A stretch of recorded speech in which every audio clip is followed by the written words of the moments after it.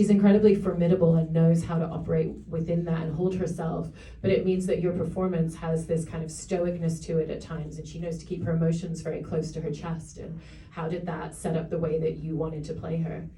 Well, in the beginning, in building Kat, Oren, myself, and Harry Bradbury, our director for the first 2 episodes, I guess, that you just saw, we spent hours talking about her background, and we did, not only draw inspiration from the classic femme fatales of film noir, like Rita Hayworth and Ida Lupino, Lauren Bacall, and for myself, Anna May Wong, because I had done so much research on her in the past.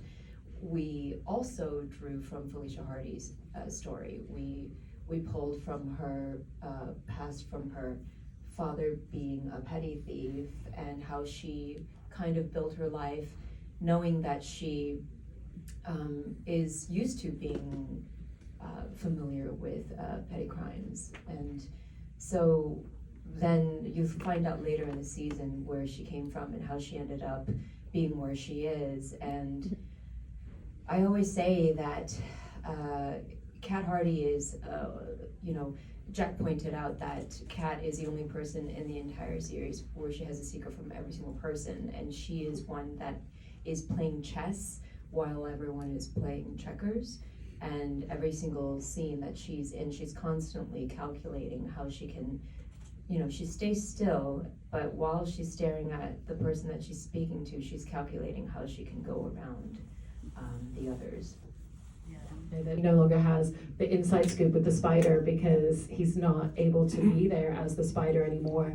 And so how did that really kind of set the foundation for the way that you thought about playing him and his experiences throughout the show? I mean, Robbie's a character who most people during that time had it pretty rough. You're dealing post-war, and, depression, so times were already pretty bad for folks in a segregated America. So it's hard to get a job. And when your meal ticket is kind of like, no, I'm feeling pretty lazy this month, it's like, it's a pretty shitty thing to say to a friend. It's also a pretty shitty thing to do to a city.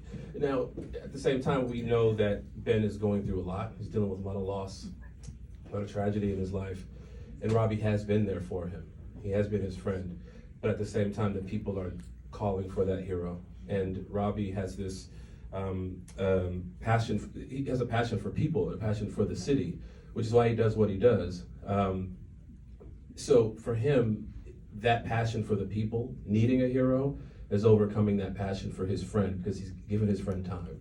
But now it's time to get activated again. And if he says it multiple times, first episode, people could use a hero. I want to say the second episode, he says, if it's time to suit up or die, if the choice is to suit up or die, it might be time to tango again. And there's only so many times you can tell the spider to be the spider. You know what I mean? So it was fun playing that character.